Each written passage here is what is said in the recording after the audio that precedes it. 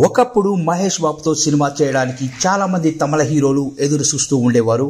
ముఖ్యంగా వాళ్ళు రాసుకున్న కథలను అతనికి వినిపించడమే కాకుండా ఆయన నుంచి గ్రీన్ సిగ్నల్ వస్తే చాలు భారీ సక్సెస్ ని సాధించవచ్చు అనే ఉద్దేశంతో ఆయనకు కొన్ని కథలను వినిపించిన దర్శకులు కూడా తమిళ సినిమా ఇండస్ట్రీలో ఉన్నారు.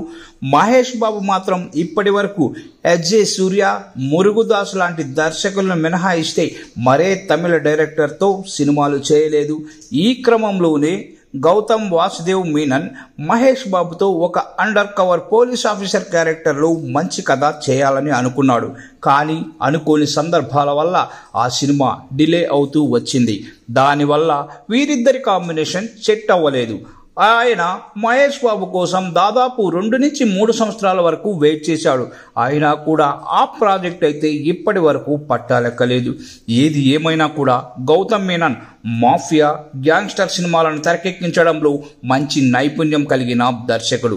మరి ఆయన డైరెక్షన్లో మహేష్ బాబు సినిమా చేసి ఉంటే ఆయనకంటూ ఒక ప్రత్యేకమైన ఇమేజ్ అయితే క్రియేట్ అయ్యేది. కానీ ఆయన చేయకపోవడం వల్ల అటు గౌతమ్ మీనన్కి ఇటు మహేష్ బాబుకి ఇద్దరికి భారీగా నష్టం వాటిల్లిందనే చెప్పాలి.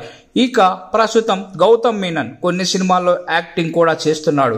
కాబట్టి ఇప్పుడు వీళ్ళిద్దరి కాంబినేషన్లో సినిమా రావడం అనేది అసంభవం అనే చెప్పాలి. ఒకవేళ ఫ్యూచర్లో వచ్చినా కూడా అది ప్రేక్షకుల అంచనాలను అందుకునే మేరకు ఉంటుందా లేదా అనే అనుమానాలు కూడా వ్యక్తమవుతున్నాయి. ఎందుకంటే గౌతమ్ మీనన్ రీసెంట్ టైంలో చేసిన సినిమాలేవి పెద్దగా ఆకట్టుకోవడం లేదు. కాబట్టి ఆయన డైరెక్షన్ మీద కంటే యాక్టింగ్ మీదనే ఇప్పుడు ఎక్కువ ఇంట్రెస్ట్ చూపిస్తున్నట్లుగా తెలుస్తోంది.